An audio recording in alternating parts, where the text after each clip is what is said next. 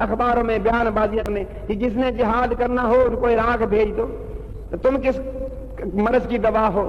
کیا تم مسلمان نہیں؟ یا تو کہہ دو کہ ہمارا اسلام سے کوئی تعلق نہیں، مسلمان جب تک زندہ ہے جذبہ جہاد کے ساتھ انشاءاللہ زندہ ہے۔ ان کی دلوں میں سے یہ چراغ روشن کوئی بجھا نہیں سکتا ہے۔ میں کہتا ہوں بے حس سے بے حس ہے، بے نمازی ہے، فاسق ہے، فاجر ہے، گناہگار ہے، لیکن میں کہتا ہوں اگر اس کے اندر ایمان کی ذرا سی رتی موجود ہے وہ کبھی جہاد کی مخالفت نہیں کر سکتا۔ جب بھی دین پہ وقت آئے گا انشاءاللہ وہ جان لینے کے لیے اور جان دینے کے لیے تیار ہو جائے گا۔ یہ اس تو امت کی وراثت ہے۔ میرے آقا صلی اللہ علیہ وسلم نے اپنی مبارک زندگی سے امت کو دعوت دی ہے۔ ہم مرتے ہیں، بلڈنگ چھوڑ کے مرتے ہیں، فیکٹری چھوڑ کے مرتے ہیں، گاڑیاں چھوڑ کے مرتے ہیں، تجارت چھوڑ کے مرتے ہیں، زمینیں چھوڑ کے مرتے ہیں، اور میرے آقا صلی اللہ علیہ وسلم دنیا سے تشریف لے جا رہے ہیں۔ میرے آقا کا کل متاع جو گھر میں موجود تھا وہ تلواریں تھیں، وہ نیزے تھے، وہ بھالے تھے، وہ تمام جہاد کا سامان تھا۔ امت کو دعوت دی، اے میری امت کے مسلمانوں، دیکھو میں زمینیں چھوڑ کے نہیں جا رہا ہوں، میں جائیداد چھوڑ کے نہیں جا رہا ہوں، میں خزانے چھوڑ کے نہیں جا رہا ہوں، میں وہ دولت چھوڑ کے جا رہا ہوں جو تمہیں وراثت کے طور پہ دی جا رہی ہے۔ یہ وہ وراثت کا سامان ہے۔ دین پھیلتا ہے دعوت کے ساتھ، مسجدیں آباد ہوتی ہیں نمازیوں کے ساتھ، خانقاہیں آباد ہوتی ہیں ذکر کے ساتھ، دین کی دعوت انفرادی قوت کے ساتھ، اور تعلیم کے ذریعے سے مدرسے آباد ہیں، لیکن ان سب کی حفاظت جہاد سے ہے۔ یاد رکھو، مسلمان مسجد میں آتے ہیں، مسجد کو آباد کرتے ہیں، لیکن جب کافر چڑھ آئے گا تو آپ کہیں جی ہم تو نماز پڑھتے رہیں گے، ہمیں باہر نکلنے کی ضرورت نہیں۔ اس مسجد کی جس طرح نماز پڑھنا فرض ہے اس طرح اس مسجد کی حفاظت بھی فرض ہے۔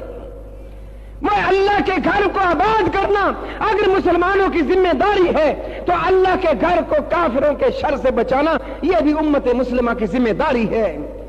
اس گھر کو بچانے کے لیے، اس مسجد کو بچانے کے لیے اس امت مسلمانہ کے نمازیوں کو علم جہاد بلند کرنا ہوگا۔ اور میرے دوستو، آج عراق میں کیسا شہر ہے، کیسا ملک ہے، ہم کیسے نام لینے والے ہیں؟ جی حضرت پیران پیر کے ہم نام لینے والے ہیں، ہم ان کے عاشق ہیں۔ غوث اعظم سیدنا شیخ عبد القادر جیلانی رحم اللہ کے اس شہر جہاں آپ آرام فرما رہے ہیں، آج کافر، دنیا کا بدترین کافر آج اس ملک میں آگ برسا رہا ہے۔ جہاں نواسہ رسول امام علی مقام سیدنا حسین رضی اللہ تعالیٰ عنہ آرام فرما رہے ہیں، جہاں آگ کا مقبرہ ہے اور کئی اللہ والے، کئی دنیا سے جو بڑی سے بڑی ہستیاں گئی ہیں ان کے مزارات اس ملک میں موجود ہیں، اور کافر اس ملک کو بارود کی آگ برسا کر اس کو ملبے کا ڈھیر بنانے کے لیے سر پہ چڑھایا ہے اور اس نے کاروائی شروع کر دی ہے۔ اور پوری دنیا کے مسلمان، ایک کافر کیا کہتا ہے، 1 ارب مسلمان میرے ساتھ ہیں، گویا کہ 1.5 ارب تو مسلمانوں کی تقریباً کل آبادی ہے، 1 ارب 40 کروڑ، جس میں سے وہ کہہ رہے ہیں 1 ارب مسلمان میرا ساتھ دے رہے ہیں۔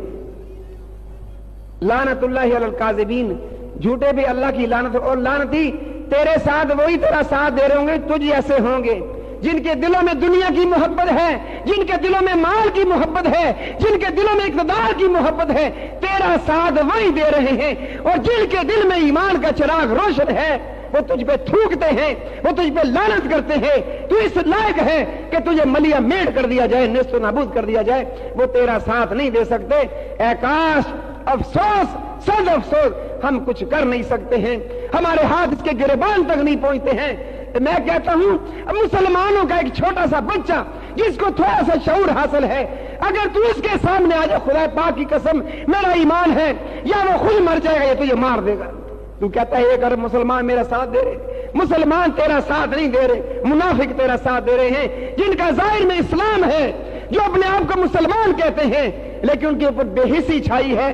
نبی کریم صلی اللہ علیہ وسلم کے اس ارشاد عالی کے مطابق کہ کافر تم پہ ٹوٹ پڑیں گے اور تم کا چن چن کے ختم کریں گے، تمہارے اندر 2 چیزیں پیدا ہو جائیں گی اس وقت، دنیا کی محبت، حب الدنیا و کراہیت الموت، اور موت سے تمہیں کراہت ہوگی، موت سے تم نفرت کرو گے، موت سے تم ڈرو گے، تو سمجھ لینا یہ دو چیزیں تمہارے اندر پیدا ہو گئی ہیں، اللہ تعالیٰ نے کافروں کو تم پہ مسلط کر دیا ہے۔ بعض لوگوں کے دلوں میں اشکال پیدا ہوتا ہے، بعض لوگ کہتے ہیں جی یہ کیسا معاملہ ہے، اللہ پاک مدد کیوں نہیں کر رہے؟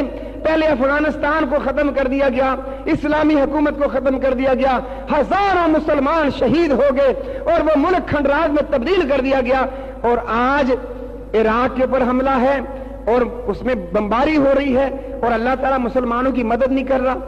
دوستو اس کی کیا وجہ ہے؟ کوئی کہتا ہے تو ہم خاموش ہو جاتے ہیں۔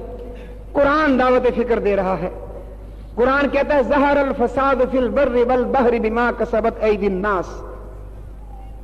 ٹھیک ہے بھائی، جو لفظی ترجمہ سمجھتے ہیں، قرآن دعوت دے رہا ہے خشکی اور تری کے اندر جو بھی فساد برپا ہے یہ انسانوں کے ہاتھوں کی کمائی ہے۔ ٹھیک ہے، فیصلہ ہو گیا، اللہ تعالیٰ کسی کے ساتھ ظلم نہیں کرتے۔ اس وقت امت مسلمہ کی اجتماعیت تقریباً ہر اسلامی ملک کے اندر، جو اسلامی ملک کہلاتا ہے، گناہ عام ہے، سود عام ہے، عورتوں کی بے پردگی عام ہے، گانے بجانے عام ہیں، منکرات عام ہیں۔ ہر ملک اسلامی کہلانے والا، اس میں میں سمجھتا ہوں 80% گھرانہ میں ٹی وی کی لعنت موجود ہے۔ یہ تار کا سسٹم، یہ ڈش اینٹینا، یہ وی سی آر، یہ ڈھول باجے، یہ گانے بجانے، یہ ڈانس، یہ رنڈیوں کے ناچ گانے، یہ فحش لٹریچر، یہ منکرات، آج تقریباً مسلمانوں کے گھروں میں اللہ کی نافرمانی عام ہے۔ یہ وہ ہمارے اعمال ہیں، یہ وہ ہماری محنت ہے جس کے بارے میں قرآن فیصلہ دے رہا ہے کہ جو بھی زمین پہ، سمندروں میں یا کہ زمین پہ، خشکی میں یا تری میں جو بھی فساد ہوگا، اے انسانوں یہ تمہارے ہاتھوں کی کمائی ہوگی۔ کیا مطلب ہے؟ جیسے تمہارے اعمال ہوں گے ہم ویسا فیصلہ تم پہ مسلط کریں گے۔